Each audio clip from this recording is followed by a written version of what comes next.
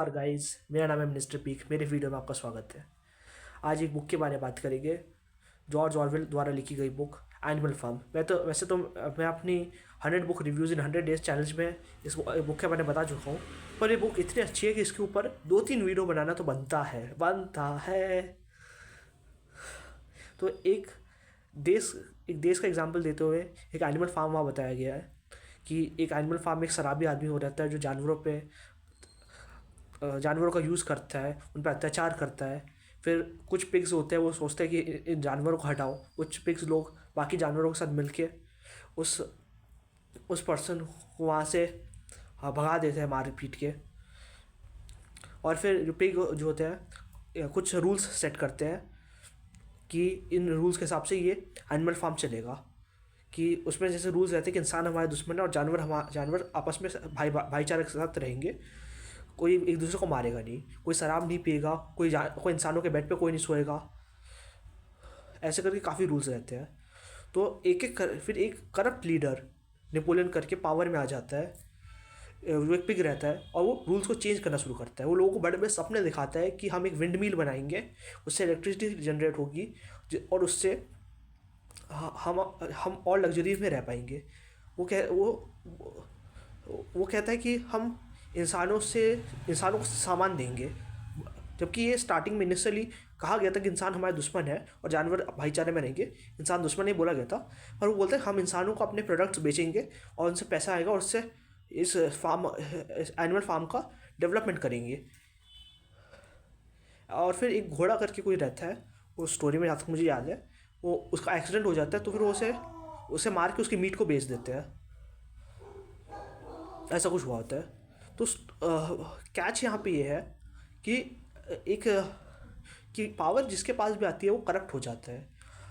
और एक corrupt leader कभी नहीं चाहता कि लोग उसकी रियलिटी को समझे, लोग एजुकेटेड हो और अपनी बुद्धिमत्ता का इस्तेमाल करके उन्हें वोट दे या उन्हें पावर में लाए। वो हमेशा चाहेंगे कि लोग एकदम गंवार से हो, बेवकूफ़ से हो, उन्हें बेवकूफ़ बना के उनका फ़ायदा उठाया जाए और उन पर रूल किया जाए सालों सालों तक। आप देख सकते हो बिहार में, एमपी में, दिल्ली में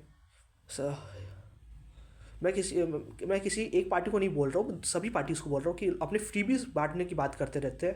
पहले आपने स्टार्ट किया, फिर बीजेपी इसमें कूद पड़ी, फिर कांग्रेस इसमें कूद पड़ी, टीएमसी इसमें कूद पड़ी। बाकी सारे के सारे पॉलिटिकल पार्टीज हमें फ्रीबीज देते हैं कि ये बिजली ले लो, पानी ले लो या फिर ये पैसे ले लो और हमें वोट दो। वो कभी डेवलपमेंट की बात नहीं करेंगे। बात यह है, कैच ये है कि अगर लोगों को फ्रीबीज दे दिया जाए तो सरकार का पैसा उसी में ख़त्म हो जाता है और फिर डेवलपमेंट करने के लिए उनके पास पैसा नहीं बचता। तो आपको फ्रीबीज के चक्कर में कभी पड़ना नहीं चाहिए। ये वीडियो थोड़ी लंबी होने वाली है, 5 मिनट तक इसे कर लेते हैं। जो रूल्स को चेंज करने का सिस्टम इसमें दिखाया गया है इस बुक में,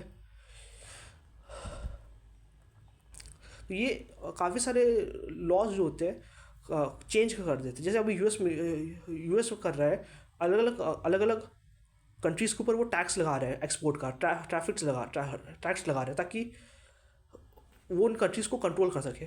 मैंने न्यूज़पेपर में पढ़ा था कि वहाँ के प्रेसिडेंट ने कह दिया कि जो भी कंट्री ईरान के साथ ट्रेड करेगा उसके ऊपर हम टैक्स लगाएंगे।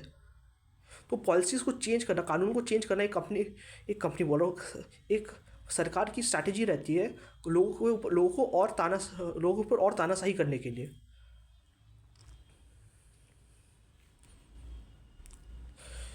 इस बुक में एक और एग्जांपल दिया हुआ है डॉग्स का, कि जो नेपोलियन रहता है उसके पास डॉग्स रहते हैं और उन डॉग से वो यूज़ करता है बाकी एनिमल्स को धमकाने का, डिक्टेट करने के लिए उन डॉग्स का इस्तेमाल करता है।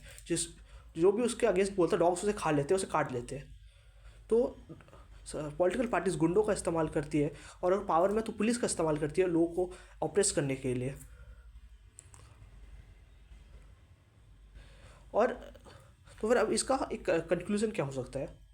कंक्लूज़न ये कि हमें अपना वोट सोच समझ के डालना है कि जो पर्सन हमें जिसके लिए हम वोट कर रहे हैं ये हमारे लिए क्या करेगा, ये हमारी लाइफ को कैसे सुधार सकता है। बस वो मेरी जाति का है, हमारी कम्युनिटी का है, हमारे धर्म का, इसलिए हम उससे वोट दे दो, ये लोगों का लॉजिक होता है। ऐसा बिल्कुल नहीं कीजिएगा। ये कमाल की बुक है, इस बुक को ज़रूर पढ़िएगा। इसके बारे में और भी चर्चा कर सकते हैं अगले वीडियोज़ में। और बुक समरीज़ के लिए मेरे चैनल को सब्सक्राइब और लाइक कर लीजिए। Thank you.